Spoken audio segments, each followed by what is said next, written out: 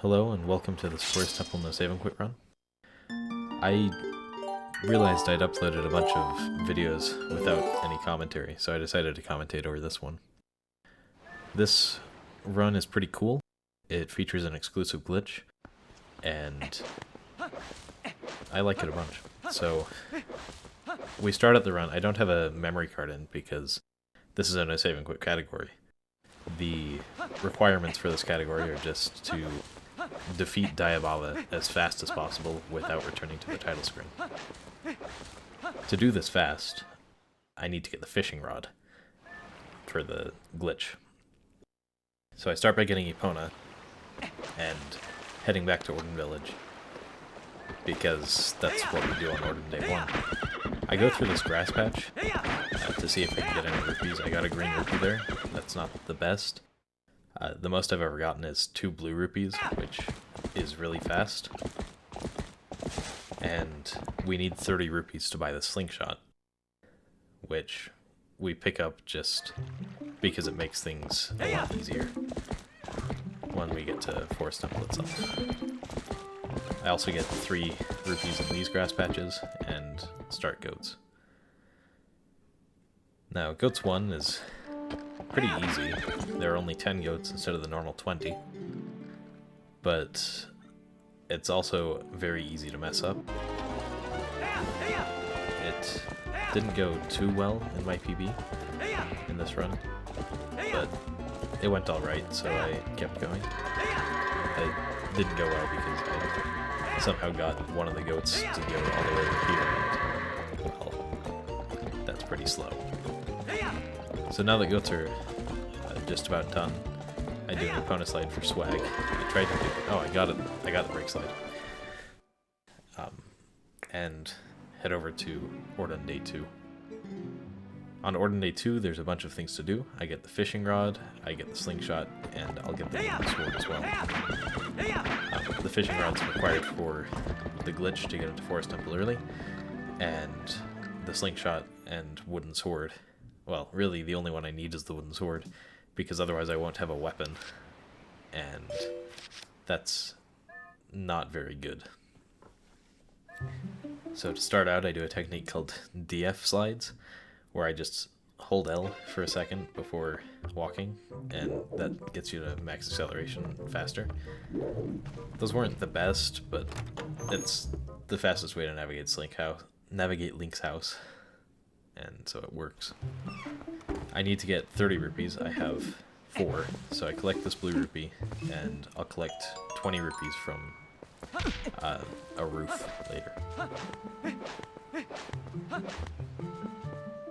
To get the fishing rod, I need to get the cradle, and so I head off to the left here to talk to the fishing guy, the eagle guy, and to throw the eagle at the monkey.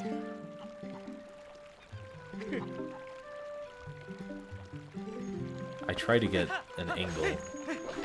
I don't have a very good method of doing it, such that I can just spam A and throw it at the monkey. I didn't get it there, but it is a lot faster if you can.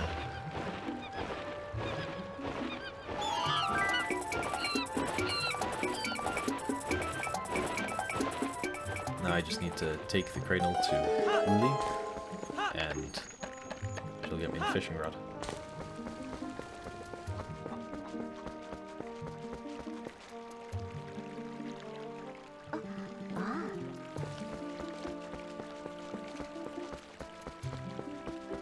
Now comes the trick known as Mailbox Jump. This trick sucks. It's completely intended, but to do it fast, you have to just kind of wing the angle, and I got it second try, but anything but first try is slow. I get these 2 yellow rupees. I still need 1 rupee, so I'll run through a grass patch later, but we head over to fishing. And with fishing, there are a few things you can do optimally. I haven't looked into them very much. There's a way to have the cat go in a better position and stuff. But the biggest time save is just to have quick fish, which the first fish was really fast. my bobber didn't even go vertical before the fish had hold of it. And it was also an 11-incher, so I was able to skip a text box. The second fish was also pretty fast. Now we have a cutscene where the cat goes to the shop, and this makes it possible to get the slingshot.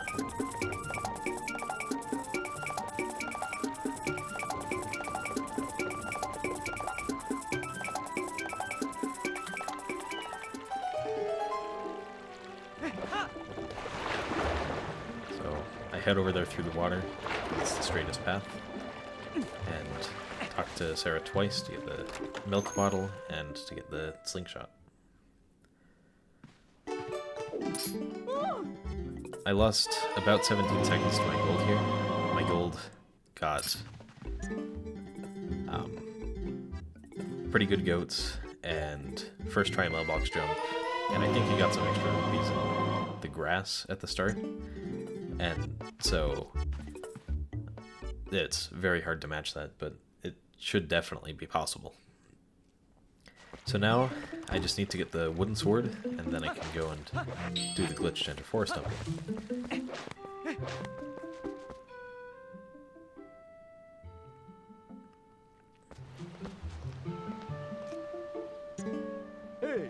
This Waltula on my ladder, it seems to only be here in this state right after you get the slingshot. But I have to kill it to enter Link's house. Again, doing a DF slide to get to the door slightly faster.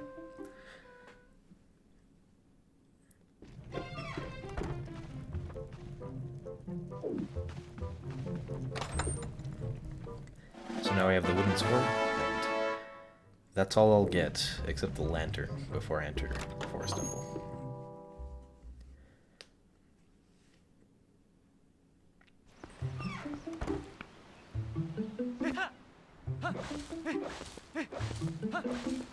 So now I head over here, and I'll be doing gate clip, which is usually right at the start of speedruns, but because we had to get the fishing rod, we had to delay it until now. If I didn't do this, I'd have to go through the tutorial with the kids, and that would be very slow. Still faster than the old route, though. This appears to save about 10 minutes over the route before fishing rod duping was implemented. I got an instant gate clip, which was really good, and the fishing rod duping was also pretty good, which we'll see in a minute.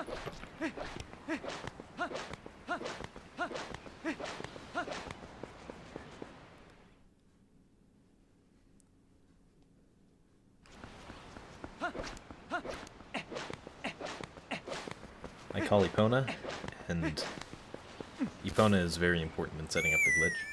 I wouldn't be able to duplicate fishing rods in this area if it weren't for her. So it's a good thing that that's possible. And I head over to a spot. It's not very precise. I just need to be against the wall somewhere around here and start the fishing rod duping. Now, what I'm doing here is I'm pulling out the fishing rod on the same frame that I get on Epona. And it is a frame-perfect trick, as far as I know. And I have to duplicate 16 fishing rods, and then 4 more later, after the lantern. There might be a way to do this faster, but I tried getting the lantern before the duping and trying to get the lantern after the duping, and neither of those unloaded the right area, so I'm not entirely sure what's going on there, so I just stuck with this method. There we got our 16, and now I head over to the lantern. This was a very good split. Those dupes were really fast. I only missed 3 of them. I talked to Koro, I get the lantern, boom, 38 seconds ahead of my PB, which was set a few days ago, and you might be able to see, but I have it unlisted right now.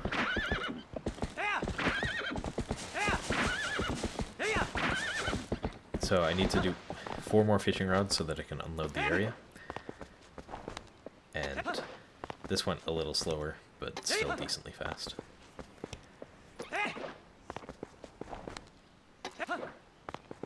Now, this trick is similar to the original method of barrier skid found in the Wind Waker, where we duplicate objects to unload something.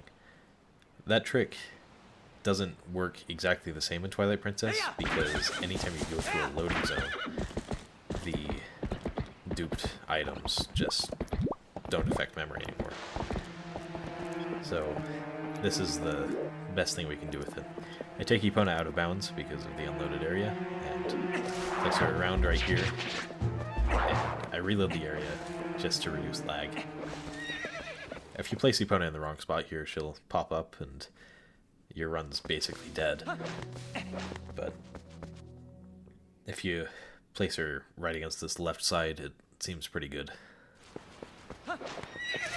Now we do the fun stuff.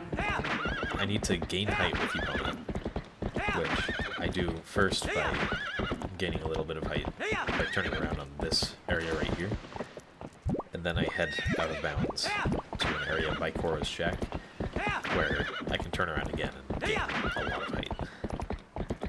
And then I aim somewhere at the wall, somewhere through these bushes, and that's not precise, but that'll give me the height I need for the trick. Now I just need to place Epona next to the Forest Temple. If I place her too far north, then I won't be able to, then she'll pop up and I won't be able to get to the Forest Temple. And if I put her too far down, too far south, then she'll just end up on the ground, or hovering above the ground actually. So I line myself up roughly with the D-pad down on the HUD, and on the map I look for a specific visual cue, where I just hold left and intersect the area on the left somewhat precise. That was a fairly fast lineup, and it doesn't always work that well. My visual cues aren't awfully good, but this one worked just fine. So now I just need to get to that area normally, and I do this by using the lantern to get through this cave, and then getting the small key, and going through the gate, and just good rolls is the only way to speed up this area.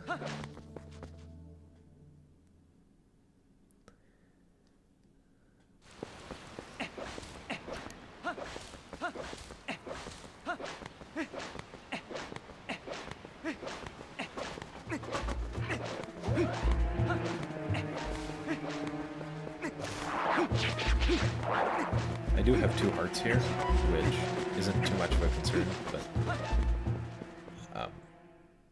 I have died before, just because bokoblins were being mean, although I think that was just a time when the clip failed entirely.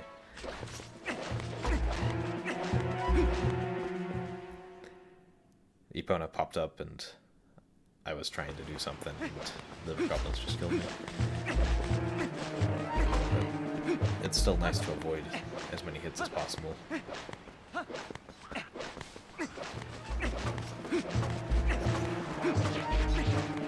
I got a brake slide right there. I don't know if that's faster, but it's pretty swaggy. I think it's about the same speed as just rolling optimally, but I like doing it because it looks cool. Now it's just to head up to the Forest Temple, which currently is blocked by boulders, which means there are 2 ways to get past it, past the boulders. One is done at low percent, where we get bombs by this point, and we can just use those to get through. And the other is this method, which is placing Epona in a specific spot, in this case just right in the floor up here, so that I can get on Epona, and because I'm under the floor, I can just walk straight to the limit. I have to be careful here, because if Epona touches the loading zone out of bounds, the game crashes. And so I'm a little overcautious here, but I enter the Forest Temple just fine. Now, the Forest Temple, Usually in the Forest Temple, we do a trick called Early Monkeys to get to Ook really fast, but because this is a saving quick category, I can't do that. So, we do it old route in the Forest Temple, and it's only complicated by the fact that I have the wooden sword. Otherwise, the rest of the run is exactly the same as the normal no saving quick route through here. So, I have to kill the Bokoblin and the Waldulas just to make sure I can get up the vines safely.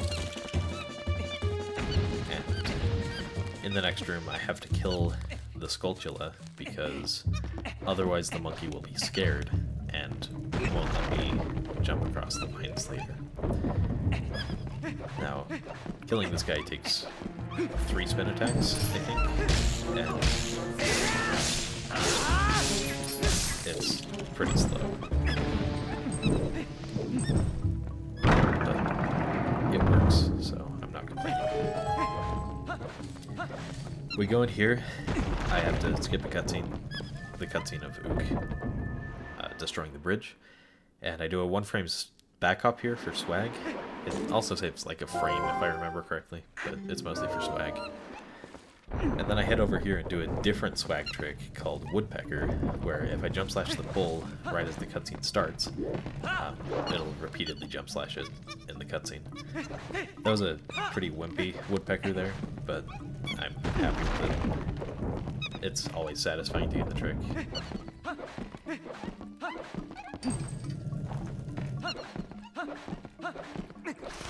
I have to head up north to get a key so that I can get into the Monkey 2 room, because Monkey 2 is required to get to the West Wing.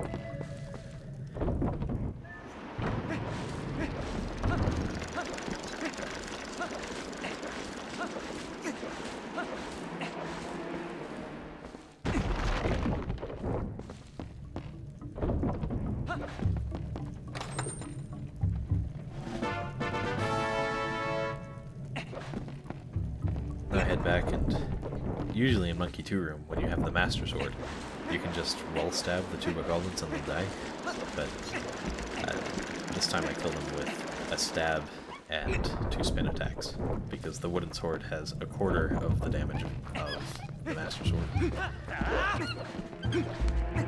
But this route saves about 10 minutes over getting the Master Sword, so I'm not complaining at all.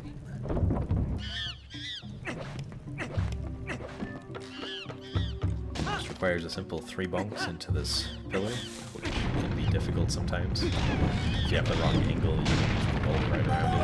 It's really annoying. These Bokoblins fall down. It's the usual stuff.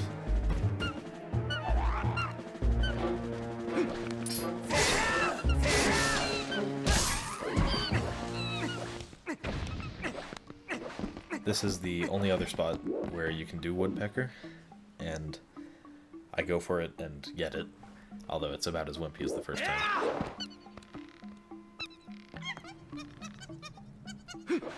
Now I just need to head back to the main room so I can go to the west area so that I can go north and get to Ook. Because the boomerang is required to get to the boss fast.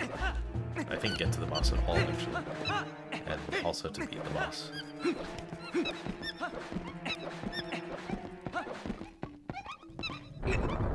Interesting monkey standing on air there.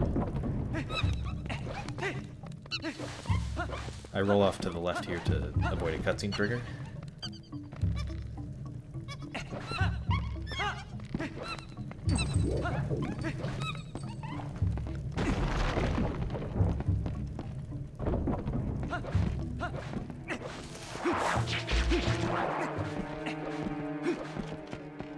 And now we do a trick called bridge clips, which are pretty fun. You just clip into the side of the bridge because the collision wasn't programmed very well. Usually, at this point we have Midna, and calling Midna makes the bridges turn immediately. But because we don't have Midna, we have to wait for the wind cycle, which ends up losing a ton of time, but whatever. As long as you get the bridge clips first try, it's not too bad. So I clip into the first one by just walking into it. The second one I do a jump slash to land on the bridge.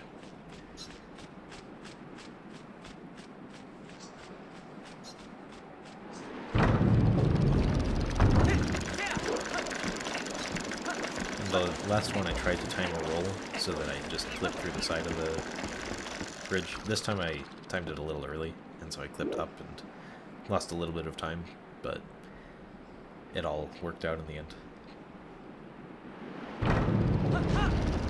So now we enter Ook, and Ook is an RNG element in normal 80% runs, where you only have to do one cycle of Ook. The amount of hops that Ook does is completely random, and in theory a task could go infinite with the jumps. I got pretty unlucky here with 4 jumps for the first hit and a lot for the second hit, I can't remember.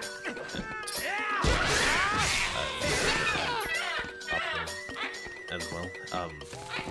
The fastest you can get here... Oh, it was 2 hops for the second. The fastest you can get here is 2 hops. It's unfortunately not awfully common. So that was 7 hops for the last one. So a total of 13 hops. Oh yeah, there's 4. There are 4 cycles because I have the wooden sword. I didn't count how many hops there was. Certainly more than 2. Now we have a 46-second cutscene of Ook dying and getting the boomerang.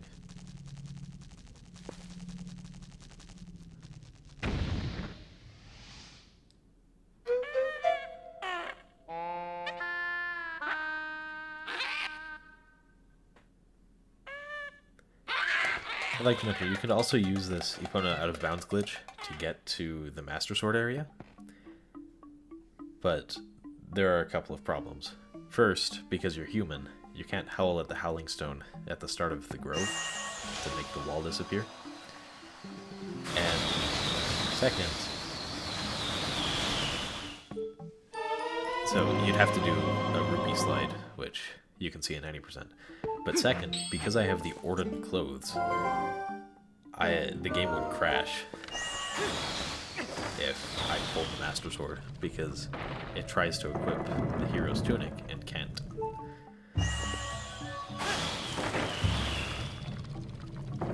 So now I have the boomerang, I just need to do this puzzle to get out of Ook's room. Normally you'd see a saver up here, but that's not allowed in this category.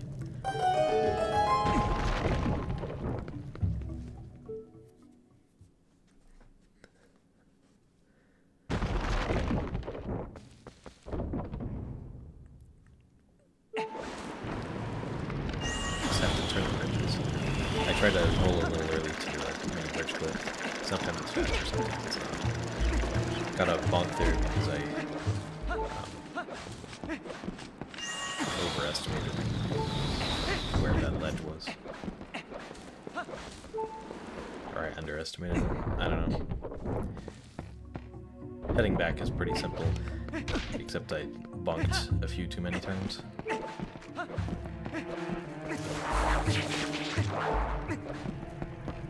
All I have left in the dungeon is to get the boss key and to get to the boss room and to do Diabolic.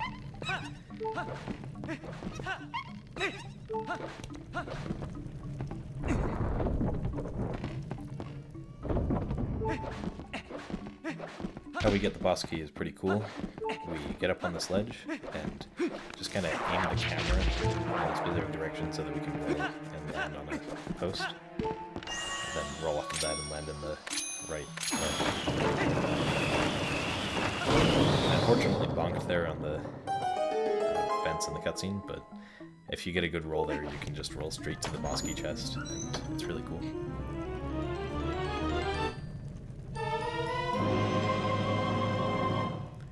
Now with the big key, I just go straight to Diababa. Normally there are 8 monkeys in this dungeon you have to save. However, with the boomerang, we don't actually have to save any of them except the first one.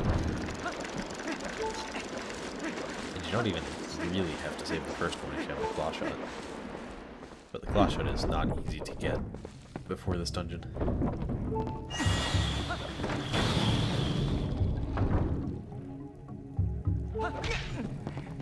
Definitely possible.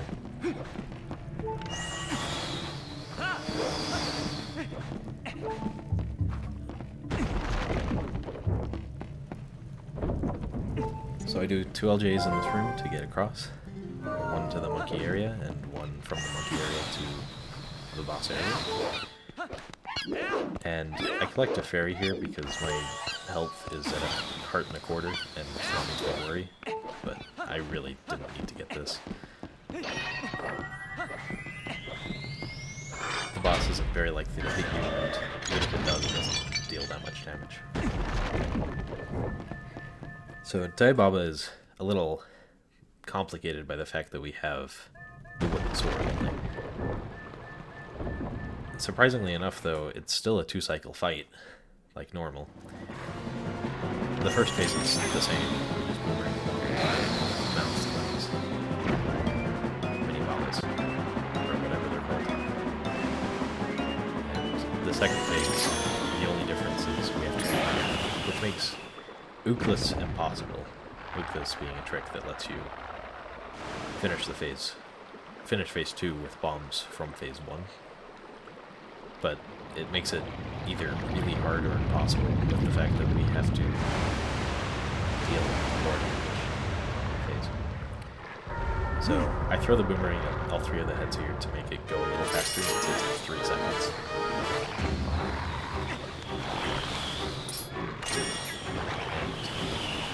Both of the heads have to attack before equal spawn.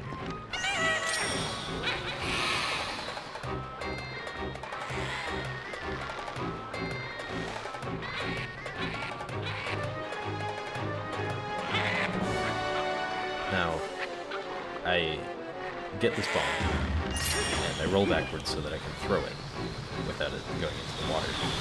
And this is because if you throw the bomb, it will come back out instantly. That makes it a little faster, because otherwise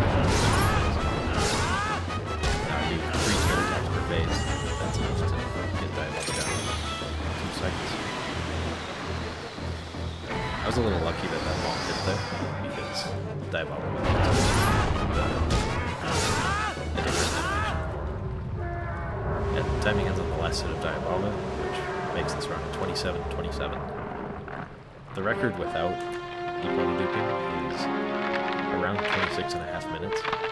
And the mistakes in this run, although this run was pretty good, there were enough mistakes that you could probably beat this by about a minute. I don't think I'll go for that time, but it's definitely possible. Anyway, I finish out this by just leaving the dungeon and watching the cutscene for completion, but that's the speedrun. I hope you enjoyed, and I'll see you next time.